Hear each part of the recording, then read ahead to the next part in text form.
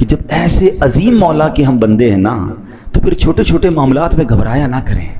ہاں ہمارے لیے بعض اوقات معاملہ بڑا ہوتا ہے، میرے رب کے لیے کچھ بھی نہیں ہے. ہاں کیوں کر نہ میرے کام بنے غیب سے حسن، کیوں کر نہ میرے کام بنے غیب سے حسن، بندہ بھی ہوں تو کیسے بڑے کارساز کا. اس عظیم مولا کا بندہ ہو کر پھر ہم گھبراتے ہیں، پھر ہم ٹینشن میں آ جاتے ہیں، پھر ہم دنیا والوں کے چکر لگاتے ہیں. زندگی کا ایک اصول بنا لیں، اپنے کام سپرد کریں اپنے رب کے. پرابلم میں آ گئے کہ اللہ مالک ہے، وہ اللہ ہے ہی، جب مالک ہی وہی ہے، کریم بھی وہی ہے، خالق وہی ہے، اس پوری کائنات کو چلا رہا ہے، تو میرے پرابلمز اس کے لیے کچھ بھی نہیں ہیں. بس پرابلم یہ کہ میرا اس سے کنیکشن لوز ہو جاتا ہے، میرا رابطہ کم ہو جاتا ہے، میرا بھروسہ ہل جاتا ہے، یقین شیک ہو جاتا ہے. اب یقین کریں جس کا رب پر بھروسہ مضبوط ہو جائے نا، اس کے کام کیسے غیب سے بنتے ہیں. کچھ لوگ پریشانی میں ہوں گے، قرضے میں ہوں گے، کسی ڈیفیکلٹی میں ہوں گے، گھبرا جاتے ہیں اور جناب بڑے پریشان ہو جاتے ہیں، ڈپریشن میں چلے جاتے ہیں. اب 2-3 باتیں سنیے گا.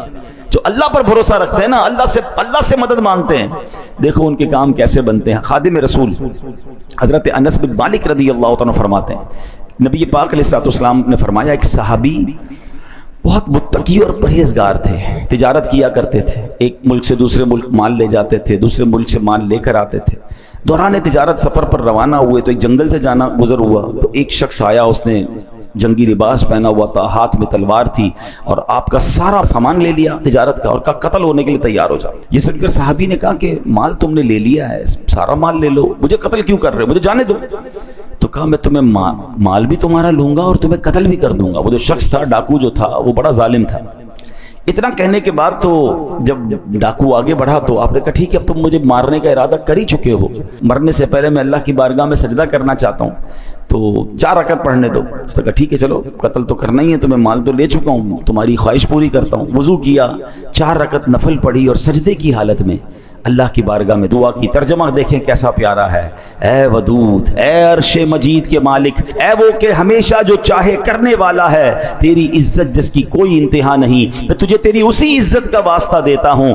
اے ایسی بادشاہت کے مالک جس پر کوئی دباؤ نہیں ڈال سکتا، وہ نور جس سے تیرا عرش روشن ہے، میں تجھے اسی نور کا واسطہ دیتا ہوں. اے میرے پروردگار، مجھے اس ڈاکو کے شر سے محفوظ فرما. اے مدد کرنے والے میری مدد فرما، اے مدد کرنے والے میری مدد فرما، اے مدد کرنے والے میری مدد فرما. صحابی رسول نے گر گڑا کر 3 بار یہ دعا پڑھی. ابھی دعا سے فارغ نہ ہوئے تھے، اچانک ایک گھڑ سوار آئے، ان کے ہاتھ میں بھی تلوار ہے. اس ڈاکو کا کام تمام کیا، اس کو جناب مار کر اب وہ واپس جانے لگے. تو اب جب وہ گھڑ سوار جو آئے تھے، صحابی رسول کہتے ہیں آپ کون ہیں، اس جنگل میں کہاں سے آ گئے، میری مدد کیسے کی آپ نے؟ اللہ اکبر. گھڑ سوار کہتے ہیں میں اللہ کے فرشتوں میں سے ایک فرشتہ ہوں، 4 آسمان سے آپ کی مدد کے لیے آیا ہوں.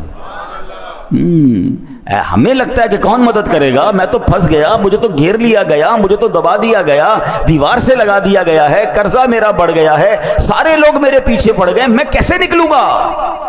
ہم کیوں بھول جاتے ہیں؟ کیوں کر نہ میرے کام بنے غیب سے حسن، بندہ بھی ہوں تو کیسے بڑے کارساز کا. پہلے یہ مانو تو صحیح میں اللہ کا بندہ ہوں، یہ ساری دنیا میرے خلاف ہو جائے، اگر رب کی مدد میرے ساتھ ہے تو کوئی کسی کا کچھ بگاڑ نہیں سکتا ہے. وَتُعِزُّ مَن تَشَاءُ وَتُذِلُّ مَن تَشَاءُ. ہمارا پرابلم یہ ہے ہم سب کے پاس جاتے ہیں، ہم رب کے پاس نہیں جاتے.